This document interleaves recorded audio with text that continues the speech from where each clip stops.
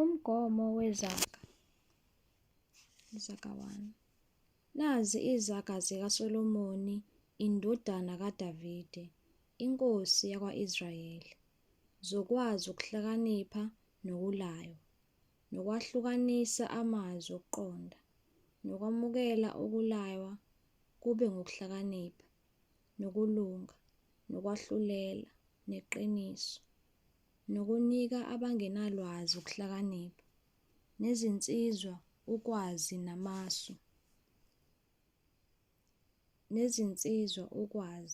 namasu, ukuze ohlakaniphileyo ezwe, aqhubeke ekufundeni, noqondileyo athole izeluleko ezinhle, ukuba aqonde izaga nezimfihlakalo, namazwi abahlakaniphileyo, nezimfumbe zabo. Ukumesaba uJehova kungukuqala ukuhlakanipha. Iziwula ziyadelela ukuhlakanipha nokulaya. Ndodana yami, yizwa ukulaya kukayihlo, ungawushiyi umthetho kanyoko, ngokuba kuyakuba ngumqhele omuhle wekhanda lakho, nemigexo entanyeni yakho.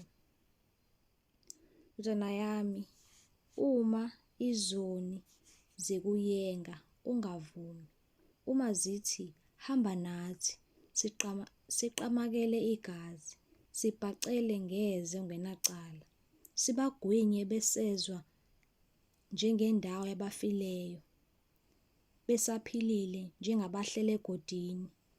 Yonke impahla eyigugu sakuyifumana, sigcwalise izindlu zethu ngempango. Yenza inkatho yakho phakathi kwethu, sibe nesikhwama sinye sonke.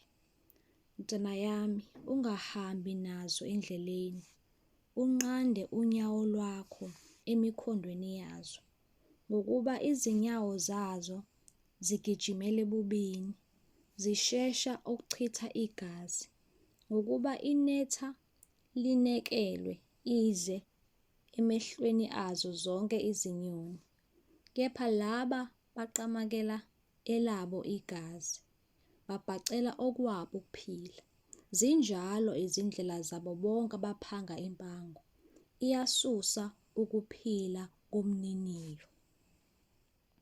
Ukuhlakanipha kuyamemeza emigwaqweni, kuyezwakalisa izwi lakho ezigcawini, emashashalazini emigwaqo kuyaduma.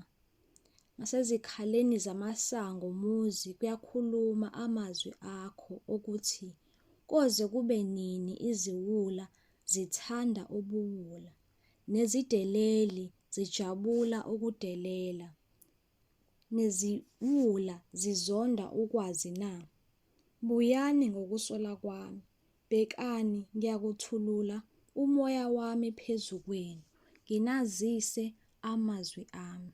Ngokuba ngibizile, nala nina, ngelula isandla sami, akubangakho onakayo. Kepha nichithile konke ukululeka kwami, anivumanga ukusola kwami. Nami ngiyakuhleka ingozi yenu, ngikolodele ukufika kwenikwesabayo, lapho kufika njengesivunguvungu lokhu enikwesabayo, nengozi yenu ize njengesikhwishikhwishi, lapho nehlelwa ukuhlupheka nosizi. Kepha bayakungibiza, kepha angikuphendula. Bayakungifunisisa, kepha abayikungifumana.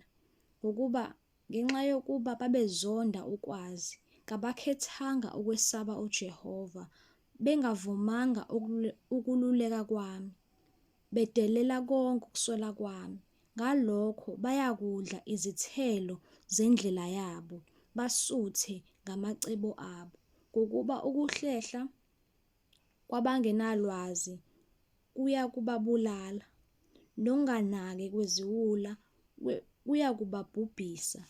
Kepha ongilalelayo uyakuhlala elondekile, agcineke, angabi naluvalo kukubi.